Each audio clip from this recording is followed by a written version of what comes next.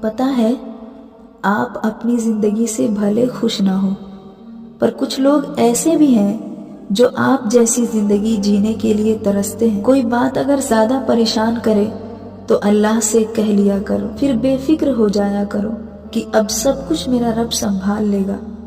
مایوس ہو کر بیٹھنے سے کیا فائدہ ہوگا، جبکہ اللہ انتظار میں رہتا ہے کہ تم کب اسے پکارو گے اور اس سے اپنا درد بیان کرو گے۔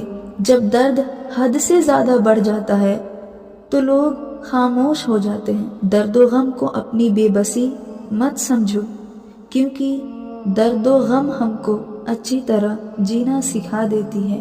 لوگ آپ کا جتنا بھی دل دکھائیں، آپ کو تکلیف دیں، پر ایک بات ہمیشہ یاد رکھے کہ جب اللہ کے بندے توڑتے ہیں تو ان کا توڑنا، ان کا تکلیف دینا ہمیں اللہ سے جوڑ دیتا ہے، کیونکہ آپ نے اندازہ لگایا ہوگا کہ جب ہم کسی سے ٹوٹتے ہیں، کوئی ہمیں غم پہنچاتا ہے تو اس وقت سب سے پہلے اللہ یاد آتا ہے، اور جب وہی درد دینے والے خود سزا بھگت لیتے ہیں تو پھر ہمارا یقین اللہ پر اور بڑھ جاتا ہے، سب ساتھ چھوڑ دیتا ہے سوائے اللہ کے۔ اگر ہم سب سے زیادہ پریشان ہوتے ہیں تو پھر اللہ سے اپنا غم بیان کر لیتے ہیں، پھر دل کو سکون مل جاتا ہے۔